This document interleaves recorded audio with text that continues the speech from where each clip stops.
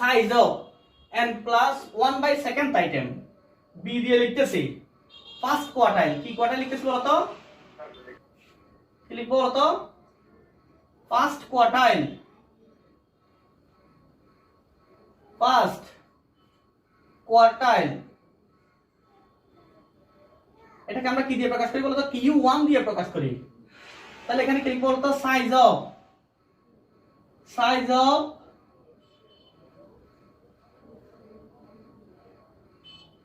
n plus 1 by কত? Fourth item. বুঝছো? First quartile equal to এটাকে আমরা কি দিয়ে প্রকাশ করি? Q1 দিয়ে প্রকাশ করি। ঠিক আছে?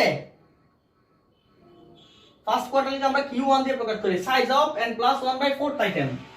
এরপর আছে কি থার্ড কোয়ার্টাইল। কোন কোয়ার্টাইল বলো তো? থার্ড কোয়ার্টাইল, তার মানে কি কোয়ার্টাইল 3। কোয়ার্টাইল কত? 3। সাইজ অফ, এটা কোনো পার্থক্য নাই, শুধু 4, এখানে কত? 3 ইনটু n প্লাস 1 আইটেম, অর্থাৎ 3। এখানে দেখো 3 ভাগ বলছি না, এখানে 3 একটা 3 বসে গেছে, নিচে 4 উপর n প্লাস 1। এরপর নাম্বার কত? ডি। ডিটা লিখতেছি nth ডিসাইলস। nth ডিসাইলস এগুলো আমরা অঙ্ক করার সময় ভালো করে বুঝবো। nth ডিসাইলস ডি n সমান size of n into n plus 1 divide by কত আইটেম বলো তো? 10th item. তাহলে কি বলছি? মিডিয়ান সমান L1 plus n by 2 minus CF divided by F into I। First quartile Q1 দিয়ে প্রকাশ করব। কোয়ার্টাইল 3 কে L1, এখানে কত? কোয়ার্টাইল 3, Q3 মানে হচ্ছে কোয়ার্টাইল 3, DN হচ্ছে কি? nth ডিসাইল, PN হচ্ছে nth পার্সেন্টাইল। পার্সেন্টাইল মানে বলছিলাম 100 ভাগে ভাগ, ডিসাইল মানে 10 ভাগে ভাগ, কোয়ার্টাইল মানে 4 ভাগে ভাগ, আর মিডিয়ান মানে কয় ভাগে ভাগ? 2 ভাগে ভাগ। একটু লিখি। L1 হচ্ছে হয়ার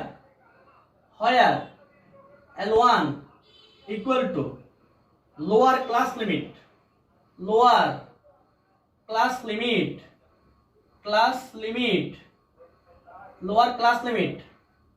of the median or quartile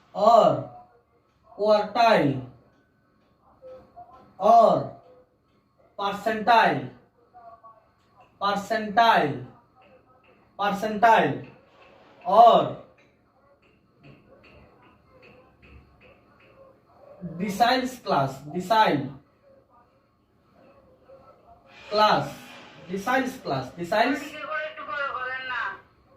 L1 হচ্ছে lower class limit of the median or quartile or percentile or decile class এরপর হচ্ছে n হচ্ছে number of observations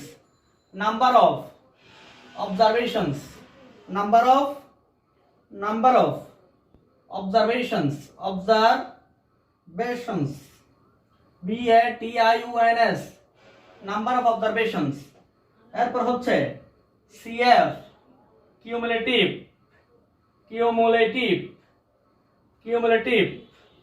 frequency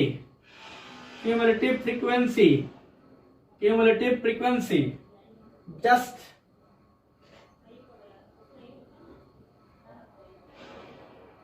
of the preceding preceding class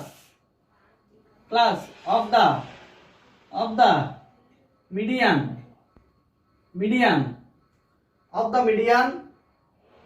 or quartile or deciles or percentile class। ঠিক আছে? এরপর হচ্ছে F হচ্ছে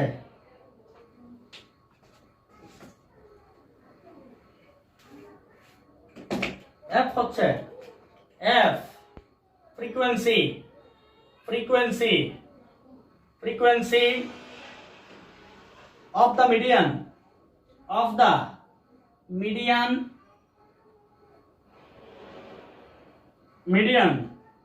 or quartile or deciles or percentile class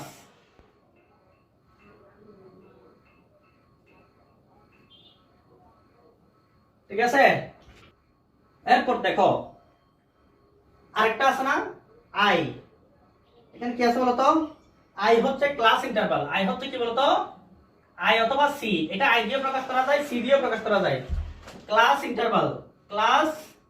interval তার মানে কি বলতো শ্রেণী ব্যবধান হবে কি হবে শ্রেণী ব্যবধান বুঝছে কিনা সি অথবা আই সমান কি বলতো ক্লাস ইন্টারভাল মানে হচ্ছে কি শ্রেণী ব্যবধান কথা কি বুঝছি সবাই এরপর বের করবো বলতো 3 নাম্বার 3 হচ্ছে কি বলতো প্রচুরক মোট কি লিখতেছি মোট বাংলা বললে হয় প্রচুরক বাংলা বললে কি হয় প্রচুরক মোট মানে কি বলতো প্রচুরক দেখো in case of simple or discrete series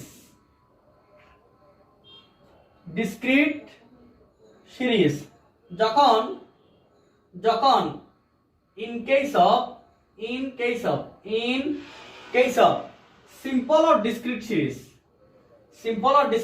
যখন হবে তখন জাস্ট অবজারভেশনের মাধ্যমে কিসের মাধ্যমে বলতো জাস্ট অবজারভেশন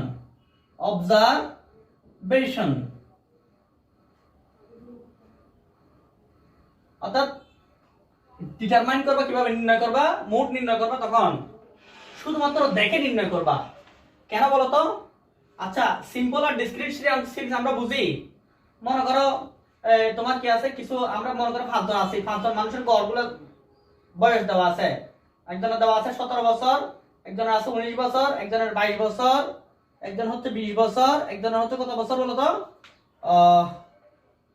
25 বছর লিখি ঠিক আছে না তাহলে এখানে কয়জন মানুষ আছে 5 জন না কয়জন মানুষ টোটাল 5 জন যদি এরকম শুধু 5 জন মানুষের গড় বের করতে বলে কিন্তু নরমালি আমরা যে ওই 31 দিনের গড় বৃষ্টিপাতের পরিমাণ বের করতাম নরমাল যেটা আছে সেটাকে বলা হচ্ছে কি বলতো সিম্পল সিরিজ ঠিক আছে এরপর ডিসক্রিট সিরিজ হচ্ছে এরকম 1 2 3 4 5 এগুলো মনে করো ভেরিয়েবল ঠিক আছে আবার ফ্রিকোয়েন্সি আছে 1 আছে 3 বার 2 আছে 2 বার 3 আছে 5 বার 4 আছে 2 বার 5 আছে কয়বার বলো তো 3 বার না দেখো এরকম যদি থাকে দেখো এখানে কোন ক্লাস আছে কিনা ক্লাস নাই কি নাই বলো তো ক্লাস নাই কিন্তু কি আছে ফ্রিকোয়েন্সি আছে তখন সেটাকে বলা হবে কি বলো তো ডিসক্রিট সিরিজ কি সিরিজ বলো তো ডিসক্রিট সিরিজ বুঝছো কিনা এটাকে বলা হচ্ছে ডিসক্রিট সিরিজ একদম প্লেন আছে কোনো কি নাই ফ্রিকোয়েন্সি দেওয়া নাই তখন সেটাকে বলা হচ্ছে কি বলতো সিম্পল সিরিজ ঠিক আছে এরপর ডিসক্রিট সিরিজ হচ্ছে এরকম 1 2 3 4 5 এগুলো মনে করো ভেরিয়েবল ঠিক আছে আবার ফ্রিকোয়েন্সি আছে 1 আছে 3 বার 2 আছে 2 বার 3 আছে 5 বার 4 আছে 2 বার 5 আছে কয়বার বলো তো 3 বার না দেখো এরকম যদি থাকে দেখো এখানে কোন ক্লাস আছে কিনা ক্লাস নাই কি নাই বলো তো ক্লাস নাই কিন্তু কি আছে ফ্রিকোয়েন্সি আছে তখন সেটাকে বলা হবে কি বলতো ডিসক্রিট সিরিজ কি সিরিজ বলো তো ডিসক্রিট সিরিজ বুঝছো কিনা এটাকে বলা হচ্ছে ডিসক্রিট সিরিজ একদম প্লেন আছে কোনো কি নাই ফ্রিকোয়েন্সি দেওয়া নাই তখন সেটাকে বলা হচ্ছে কি বলতো তখন সেটাকে বলা হবে কি সিম্পল সিরিজ কি সিরিজ বলতো সিম্পল সিরিজ এরকম যদি থাকে শুধুমাত্র অবজারভেশনের মাধ্যমে দেখেই বলে দিতে হবে কোনটা মোট তাহলে সবচেয়ে গণসংখ্যা বেশি কোথায় আছে বলতো তিনে গণসংখ্যা বেশি না ঠিক আছে না তিনে গণসংখ্যা বেশি তাহলে তিনটাই হচ্ছে কি বলতো তিনটাই হচ্ছে প্রচুরক ইন কেস অফ এখানে দেখে বলে দিতে হচ্ছে না এই দেখে বলে দিতে হচ্ছে বলে সেই জন্য দেখেন ক্লিকস হলো জাস্ট অবজারভেশন অর্থাৎ দেখে বলা যায় এখানে মোট কত মনে করে এখানে একটা রাশি কয়বার আছে 3 বার আছে এখানে একটা রাশি কয়বার আছে যে রাশিটা সর্বোচ্চ বার আছে সেটাই হচ্ছে কি বলতো প্রচুরক সেটাই হচ্ছে কি প্রচুরক এখন যদি কোন রাশি 2 বার থাকে কয়বার অর্থাৎ মনে করো এখানে 20 আছে 2 বার আবার 22 আছে 2 বার তার মানে এটা হচ্ছে ইল ডিফাইন্ড মানে কি অসংজ্ঞায়িত এটা কি করা যাচ্ছে না সংজ্ঞায়িত করা যাচ্ছে না অথবা যদি সবাই একবার একবার থাকে তাও কি বলতো ইল ডিফাইন্ড হবে। এগুলো আমরা অঙ্ক করলে ভালো করে বুঝবো। এই সবাই বুঝছো কিনা? বোঝা এখন বোঝা নাই? বুঝছি সবাই? হ্যাঁ ভাই বুঝছি। আচ্ছা